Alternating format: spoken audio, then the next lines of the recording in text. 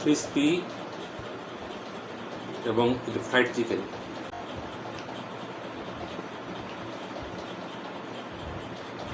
ঠান্ডা পানি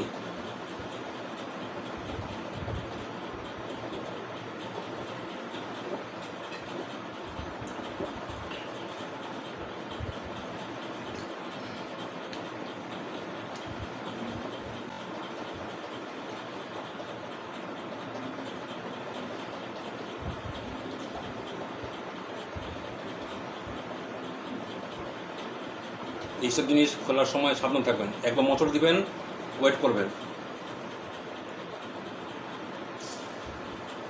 যদি দেখেন যে ফুস করে, তাহলে কী করবেন? থেমে যাবেন।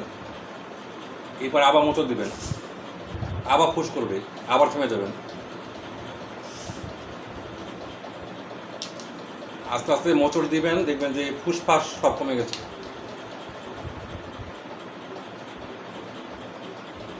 ফুসফাস শুধু এই বোতল নয়, যারা বা যে বস্তু ফুসফাস করবে তাদেরকে আস্তে আস্তে বলতে হবে, বন্ধ করে দিলাম ফুসফাস।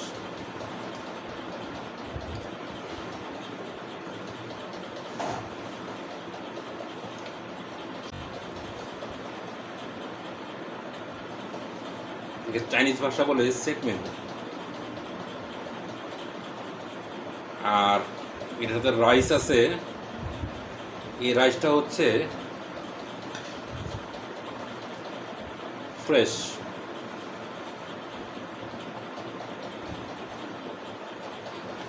এটা ঝরঝরা এবং ভালো রান্না। আর সাথে আছে সবজি।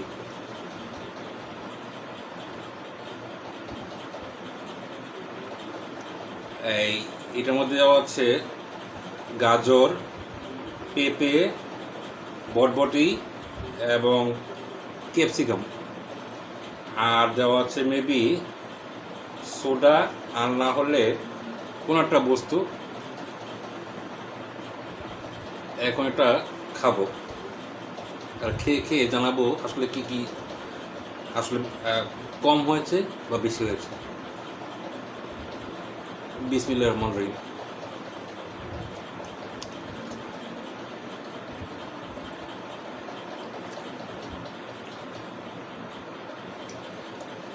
আসলে বিষয়টা কি জানেন, মানে ঠান্ডা হয়ে গেলে কিন্তু এই জিনিসটা মজা না। গরম গরম খেয়ে ফেলবেন, গরমের যেটা মজা এটা কোথাও নেই। আমি ছুরি নিয়েছে জাস্ট এটাকে গেঁথে ফেলবো, গেঁথে ফেলে ইয়েও খাবো।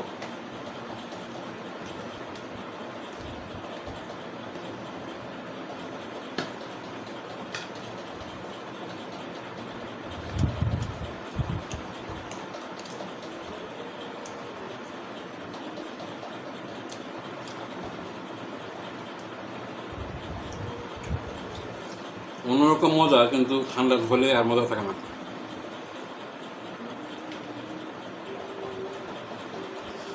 এই খাদ্যটা সব জায়গায় সমাগ্রহ চলছে, কারণ এর মধ্যে সব পাবেন।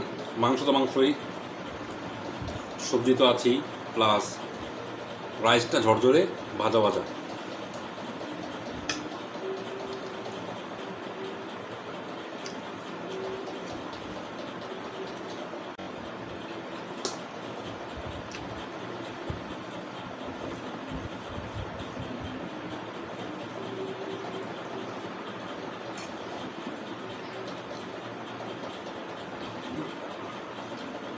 এটার নাম কোল্ড ড্রিঙ্কস, যাই বলেন না কেন। কোল্ড না খেলতে পারলে কোল্ড ড্রিঙ্কস নাম দেওয়া যাবে না।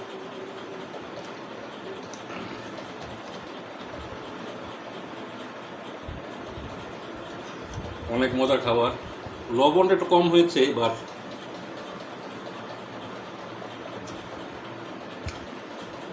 অনেক আমার সস দিয়ে খাই,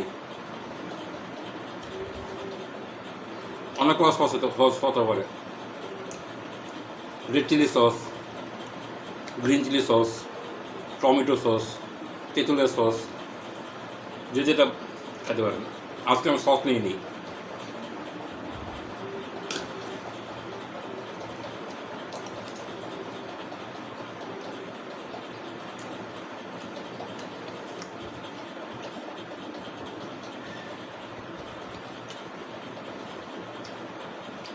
হ্যাঁ, একটা কথা, খাওয়ার সময় তাড়াহুড়া করবে না।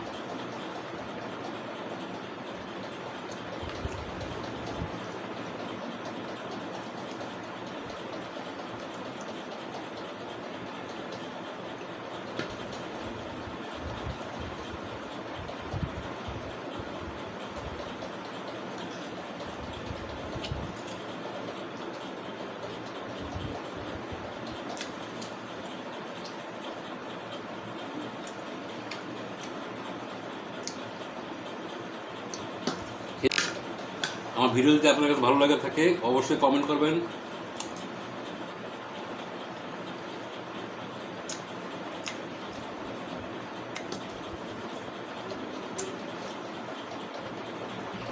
কোনো ফুড ব্লগে যদি আপনার খাবার পছন্দ হয়, আপনি হিংসা করবেন না। আপনি জানতে পারছেন কোন খাবার কেমন। এতে আপনার যা পরীক্ষা করার কোনো দরকার নেই। মানুষের ভিডিওগুলো দেখবেন, লাইক কমেন্ট করবেন, আর যেখানে পাওয়া যায় সেটা লোকেশন অনুযায়ী চলে যাবেন, খাবেন। এটা তো হওয়া উচিত। তার জন্য খাওয়া দেখে আপনার হিংসা করার তো কোনো দরকার নেই। খাওয়ার কিন্তু মজা।